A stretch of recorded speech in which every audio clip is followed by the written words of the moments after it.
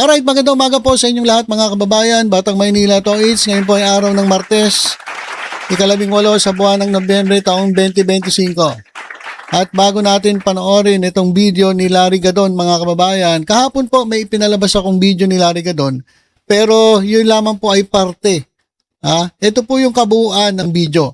So hindi ko na po isinama yung kalahati kasi ang topic natin dun yung pagbanat ni pagbanat ni Amy Marcos kay Presidente Bongbong Marcos.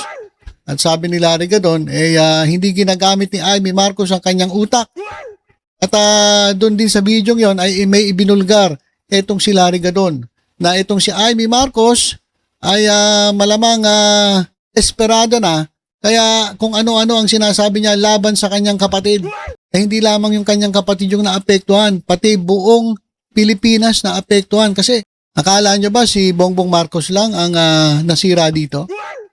Yung mga miyembro ng Iglesia ni Cristo, meron silang post, sabi nila masaya sila sa nangyari dun sa rally. Alam nyo ba? Yung sinabi ni Amy Marcos, yan po ay kasiraan hindi lamang kay BBM. Kasiraan po yan ng Pilipinas. Tapos tuwang-tuwa kayo, mga tanga kayo. Akala nyo si BBM ang nasira? Hindi. Nang pinayagan ninyo si Amy Marcos na magsiwalat ng kung ano-ano, hindi lamang si BBM ang siniraan niya, kundi buong Pilipinas. Kaya huwag kayong magreklamo kung walang gustong tumulong sa atin. Dahil Pilipino mismo ang sumisira sa kapwa niya Pilipino. Mamaya pakinggan natin si Lacson kung ano masasabi niya sa ginawa ni Amy. Kagaya nung sinabi ni Larry Gadon dun sa unang parte. Ito pangalawang parte, panonoorin natin.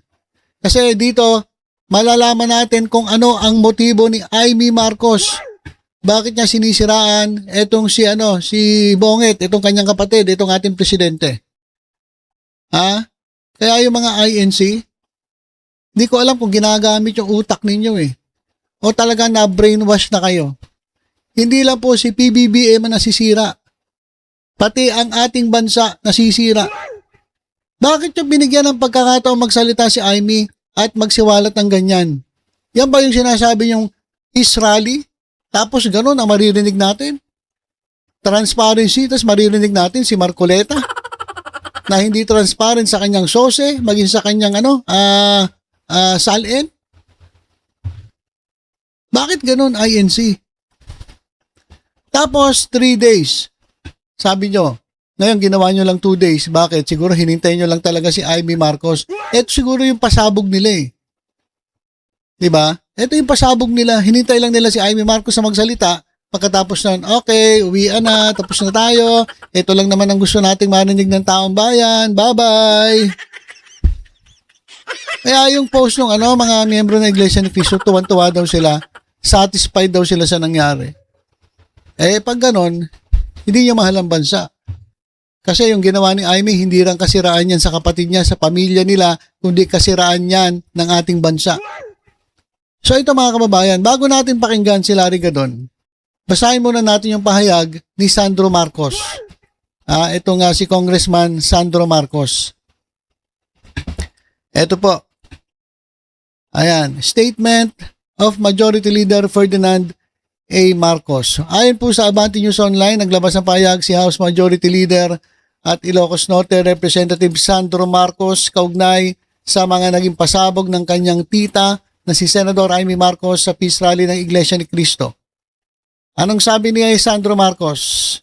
I have always acknowledged and respected the role of my tita, Senator Amy Marcos, played in the early part of my public life.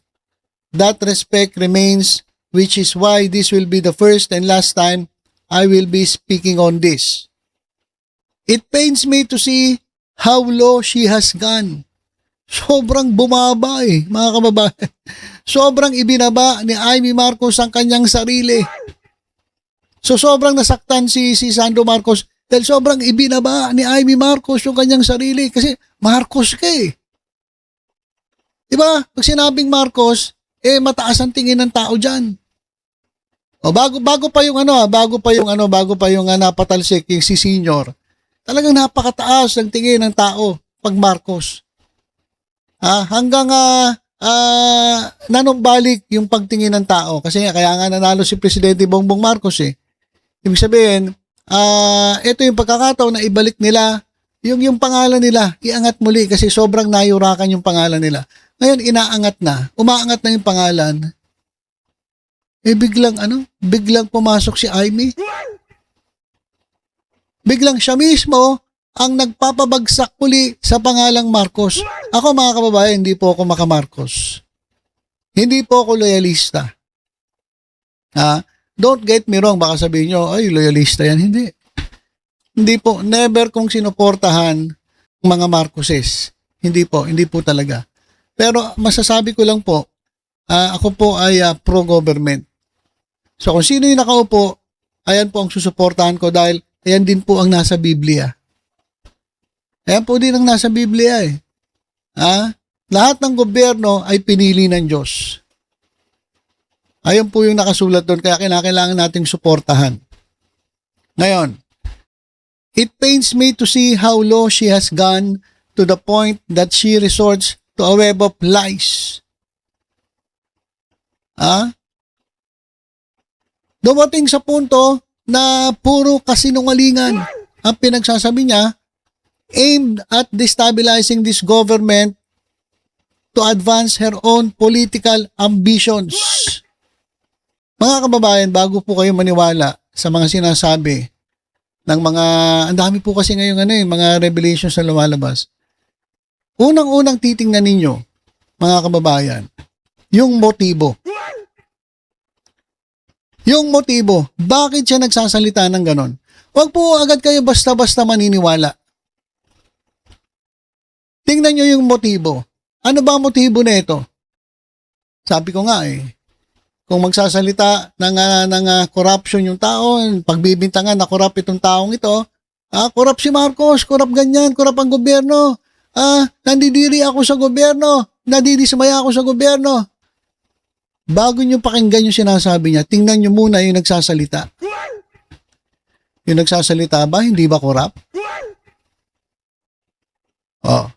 Diba, nadidismaya, I am dismayed. Sabi niya, nadidismaya ako, nadidiri ako dito sa gobyerno dahil sobrang corrupt. Pero yung nagsasalita, corrupt din. Paano nyo paniniwalaan yung ganong klaseng mga tao?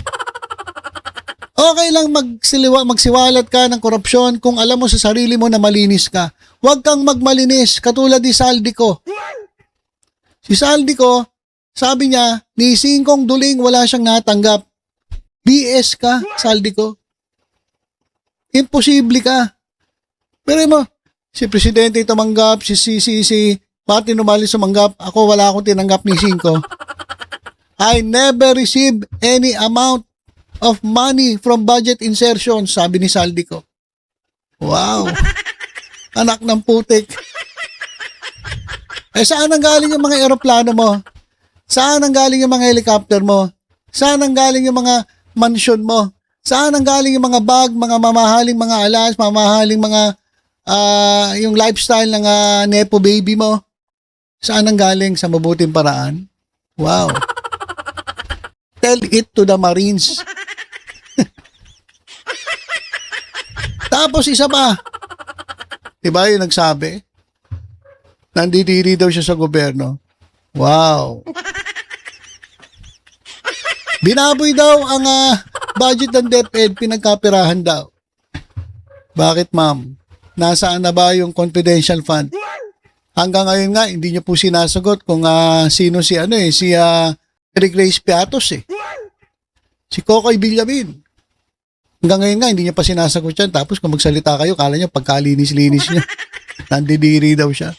Ang dami ng Pilipino, nandidiri din sa inyo So, mga kababayan, tingnan ninyo yung motibo ni Amy Marcos.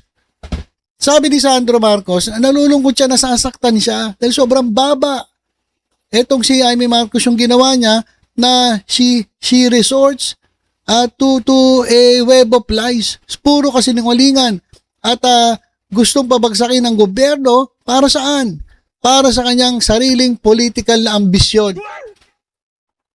To further repeat an accusation against President Bongbong Marcos and the First Lady, and for the first time ever myself, kasi dinamay na si Sandro that is not only false, but dangerously irresponsible. Sa lahat po ng binanggit ni Senadora, walang basihan, walang katotohanan at walang magandang idudulot sa bayan. Totoo. Kaya yung mga iglesia ni Cristo na membro, nasabi niya natutuwa kayo sa rally, gamitin yung utak ninyo. Masyado na kayo na brainwash, masyado na kayo naloko. Hindi lang po si PBBM ang nasira. Bansa po natin ang nasira. Kaya sabi ko, huwag kayong magtaka kung walang tutulong sa atin Kasi kapwa Pilipino sumisira sa kapwa Pilipino yung aking mga pinsan na si Borgie, Vice Governor Matthew at si Atty. Michael, sila magpapatunay na itong alegasyon nito ay hindi totoo. Yung sinasabi ni Tita Manga, that were insinuated against me are false. So, mismong mga anak ni Amy Marcos ang magpapatunay na hindi totoo yung sinasabi ni Amy laban kay Sandro Marcos. We always agreed that whatever happened between our parents, we wouldn't let ourselves be dragged in. That is why nakakalungkot makita na ginagawa niya ito. For her to betray her own family brings a lot of pain to me as a consequence of my respect to her for giving me my start in public life. Now is the time to unite behind truth, not to amplify narratives para siraan ng gobyerno.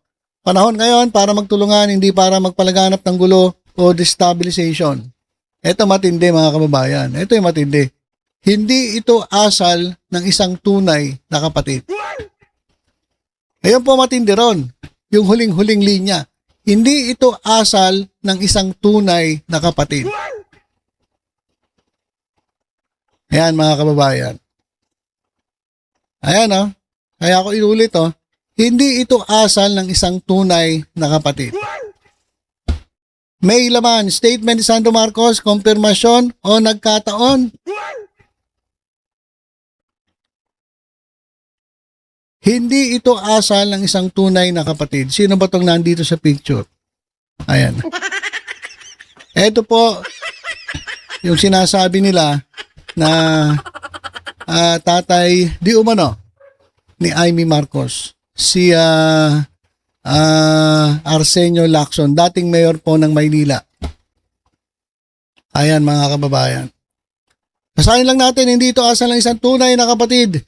Ito ang naging pagwawakas ni Congressman Sandro Marcos sa kanyang official statement patungkol sa isa naging explosive revelation ng kanyang tiyahin na si Senator Amy Marcos kagabi. Kung bombang dumadagundong ang mga pahayag ni Amy, tila mas malakas na hydrogen bomb ang inilabas ni Sandro. Ito ay kung may susunod pa rito.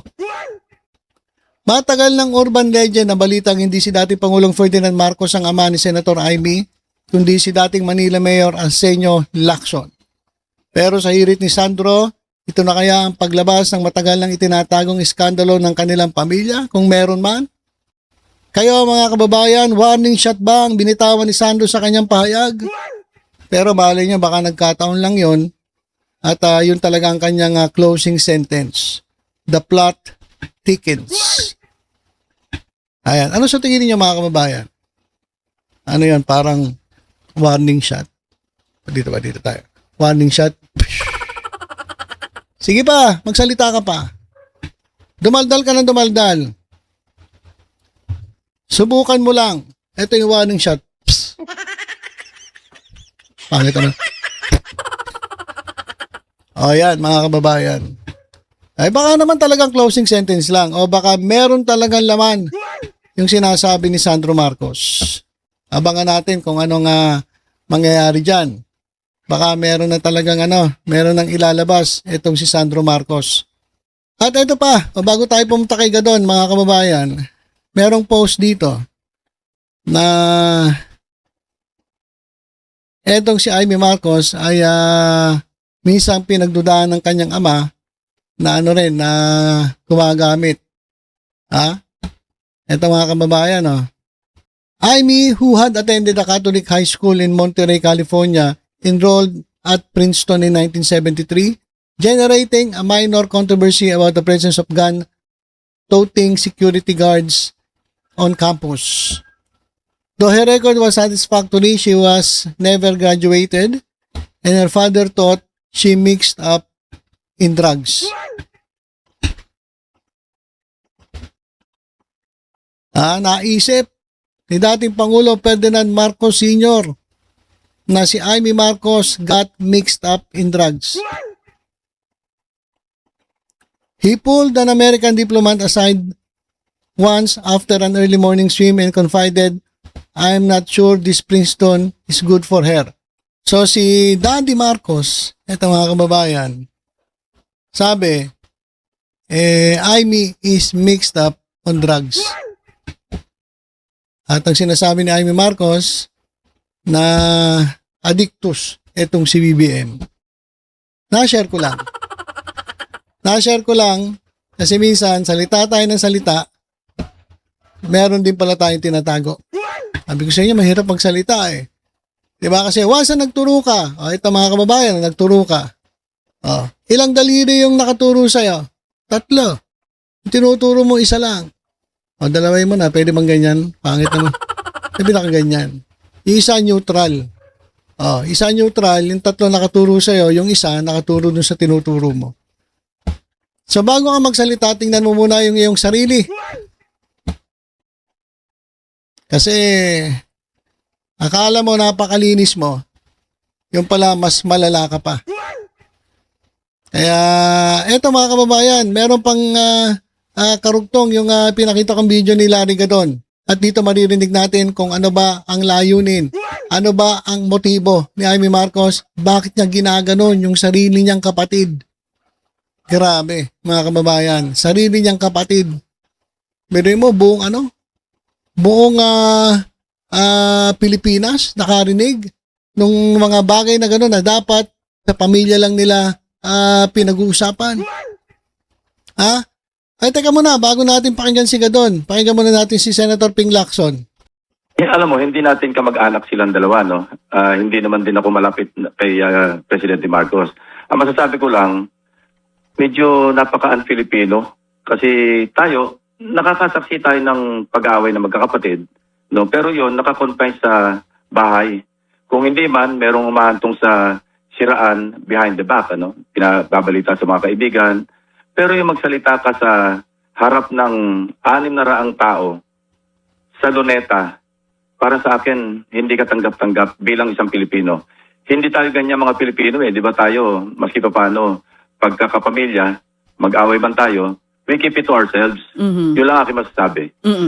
Senator Ping, sa karanasan niyo po sa politika, pag umaabot na sa ganitong punto, ano po sa tingin niyo ang possible motive nito? Politika, wala namang iba eh. Kasi wala akong makita motibo eh. Ba't mo sisiraan ang sarili mong kapatid sa harap ng daang libong tao? Wala akong makitang ibang motibo. Magsabi ng katotohanan? Ang sinasabi po ng ilan, sinisiwalat lang daw ni Senator Amy ang katotohanan dahil gusto niyang isalba ang bayan. May mga ganun pong komento. Anong reaksyon niyo doon? Ewan ko lang. Ayoko. Napanako po. Si Ping Lacson. Dahil sabi ni DJ Chacha, sabi daw ni Amy Marcos, gusto niyang isalba ang bansa. Ayan niya sinasabi yon. Sabi ni Lacson, naku po.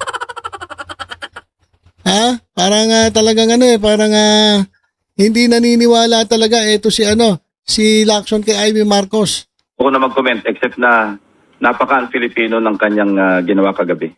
Okay, so napaka-un-Filipino ng ginawa ni Amy Marcos kagabi. Totoo naman eh. Kasi hindi po tayo ganun mga Pilipino. Grabe no. Bumaba ng sobra si Amy Marcos. Sinira niya yung kanyang kapatid. To the point na nagsinungaling para sa sarili niyang political ambition. Sabi ni Lacson, politika yan eh. At napaka-un-Filipino. Yun din ang sabi ni Larry Gadon eh. Sinira mo ang Pilipinas, Amy Marcos, dahil sa pangarap mo na na sa mas mataas na posisyon. Ito na. Pakinggan nyo na si Larry Gadon. Baka iba, naiinip na eh. Ito, pakinggan po natin. Si Larry Gadon. Mag-isip-isip ka, Aimee. Oh, Nasaan ang utak mo? At sinisiraan mo pa si BBM para ikaw ay makapagtakbo sa ticket ni Sara as Vice President. ayun naman pala. Kaya umabot sa punto na sisiraan mo yung kapatid mo, sisira pati ang Pilipinas dahil sa ambisyon mo tumakbo sa ticket ni Sara Duterte bilang Vice Presidente. Ganon ba yun, Aimee? Ganon po ba yun? Siraan mo ang sarili mong dugo, flesh and blood, dahil sa ambisyon mo na gusto mo maging Vice Presidente? O ano sabi ni Larry Gadon? Ano pala ang plano mo, ha? Na magtumakbo kang Vice President kay Sara? Nasaan na? Nasaan na ang lohika mo? Nasaan ang iyong isip na punta? Ha? Kinakampihan mo ang mga mamamatay tao, ang Nako. mga magnanakaw, ang mga korap. Hindi lang korap na sobrang corruption ang ginawa niyan. Diyan lang sa flood control project. Kung hindi pa dahil kay BBM, hindi mabubunyag yan. Tapos ngayon, ikaw pa ang kumakampi sa mga magnanakaw. Ano ka ba? Pambihira ang utak mo, Aimee. Hindi ko malaman kung saan mo nakuha yung utak mo. Si Sara, walang kapanapanalo yan sa pagka-presidente. Kayo lang ang nagsasalita ng ganyan sapagkat kinukondisyon yung isip ng mga Pilipino. Dahil takot na takot ang mga Duterte at ang kanilang mga tauhan na sangkot sa mga corruption. Takot na takot kayo na kayo ay makukulong na. Kaya yan ang inyong pinagsisintir. Kaya kayo ay kinakalaban at binabagsak nyo ang gobyerno ni BBM. Hindi kayo mananalo sapagkat nasa likuran ni BBM ang milyon-milyon ng mga Pilipino na naniniwala na ang buhay natin ngayon ay mas maganda at mas may tinatahak na direksyon kaysa naman nung nakaraang panahon na wala talaga, na wala, sabog-sabog lahat. Kaya Aimee, mag-isip-isip ka. Hindi ka namin papayagan dyan sa ginagawa mong yan. Sapagkat kami mismo, kami mga Marcos loyalist, kami mga taong mga Pilipino na naniniwala sa kagandahan ng ating demokrasya ang magiging kalaban mo. Hindi ka naman nanalo kahit kailan. Gusto niyong pag-resignin si BBM? Iilang piraso lang naman kayo na nagsasabi niyan. Takot na takot kasi kayo na malapit na kayong makorner, malapit na kayong makasuhan, malapit na kayong makulong kayo na mga kalaban ng politika sa administrasyong BBM. Nagsisigawan kayo, iilang piraso lang kayo gusto mag-resign, samantalang mas marami ang naniniwala at kumakampi kay Presidente Bongbong Marcos. Yung mga aligasyon nyo ng mga adik-adik na yan, lumang tugtugin na yan, wala nang bumibili dyan. Kahit nga noon pang binabato yung issue na yan kay President Bongbong Marcos, anong nangyari? For the first time, a majority elected president ang ating naihalal for the first time. At for the first time, nagkaroon ng boto na pagkarami-rami ng 31 million plus. At yan ay kauna-unahang nangyari. At yan ay kahit sa kabila ng paninira kay BBM na siya ay adik, na siya ay kung ano-ano mga ibinato sa kanya, and still, ibinoto siya ng mga tao ng napakarami for the first time majority sa presidential election. At yung mga adik-adik na yan, lumang tugtugin na yan, wala nang bumibili dyan. Kayo lang na mga bumibili dyan, yung mga kulang, yung mga bobo. Alright, so yan mga kababayan, si Larry Gadon, ayun na naman yung kanyang salitang bobo. Nakilala to kasi mga kababayan, doon sa pag sigaw-sigaw niya ng Bob! Ganon-ganon yan sa kahit saan Kaya na-disbar Hindi, na-disbar to kasi naman. Sobra naman yung kanyang pinagsasabi doon sa isang reporter na pinagmumura niya. Siguro naman nagsisisi na to doon sa ginawa niya. So ayan mga kababayan, si Larry Gadon at ayun, sabi ko po sa inyo, bago po kayo maniwala doon sa mga nagsasalita, pakinggan niyo muna yung motibo. Ano ang motibo ni Amy Marcos? Sabi ni Larry Gadon, doon sa unang parte, kasi natatakot sila na baka makulong na sila. Kasi meron daw di umanong bagman si Amy Marcos na gustong magsalita na at ilaglag na etong si Amy Amy Marcos. At isa pala sa campaign donor ni Amy Marcos ay etong mga diskayas. Bawal po yan. Kasi po ang mga diskaya ay government contractors.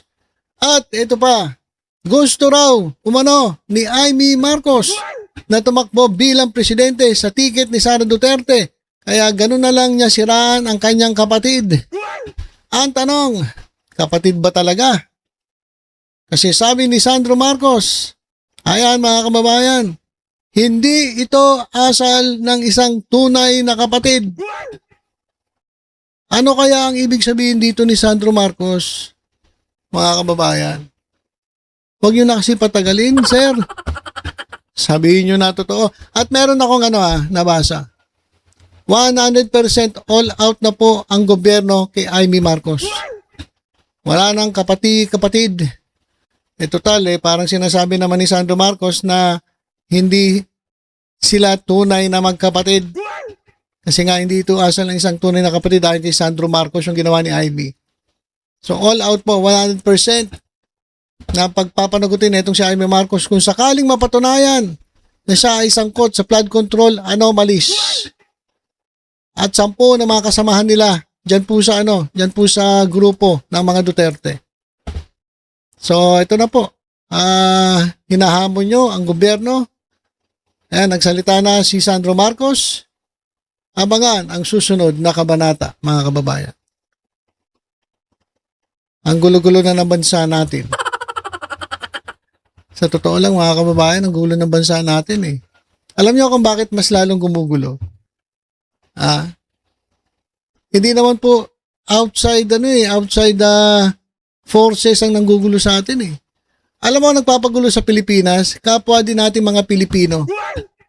Nanggugulo sa Pilipinas, kapwa natin Pilipino, naganid sa kapangyarihan. Ang naninira sa gobyerno ay kapwa natin Pilipino, naganid sa kapangyarihan, at atat umupo, hindi maghintay ng eleksyon. Yan po ang problema ng ating bansa. Si Presidente Marcos, ibinulgar niya ang katiwalian, ang korupsyon. Tapos ngayon biruin nyo, etong si Amy Marcos na naturingang kapatid,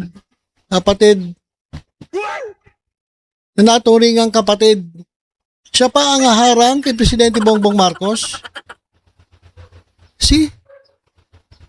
Bakit kayo bigla kayong gigil kay Presidente Marcos? Bakit bigla kayong kumbaga parang uminit na nasisilaban ba inyong mga puwet at mayat maya kilos protesta, mayat maya kayo dakdak salita laban kay Presidente Marcos? Simula nung ibinulgar niya yung flood control. Bakit? Natatakot kayo? Dahil alam niyo sa sarili niyo, nadamay kayo? Kasi seryoso na ang presidente, pagpapanagutin lahat, ikukulong lahat. By the way mga kababayan, ayon po sa ombudsman, meron pong mga senator na lalabasan po ng warrant of arrest. Malapit na po. At mukhang doon sila we wish you a Merry Christmas, we wish you a Merry Christmas. Mukhang doon sila magpapasko sa kulungan. Abangan natin yan sa ibang pag-usapan natin yan sa ibang video. So for the meantime, tutok-tutok lang po kayo dito sa Batang Maynila. To sa iba pang updates. Ingat po tayong lahat. God bless po.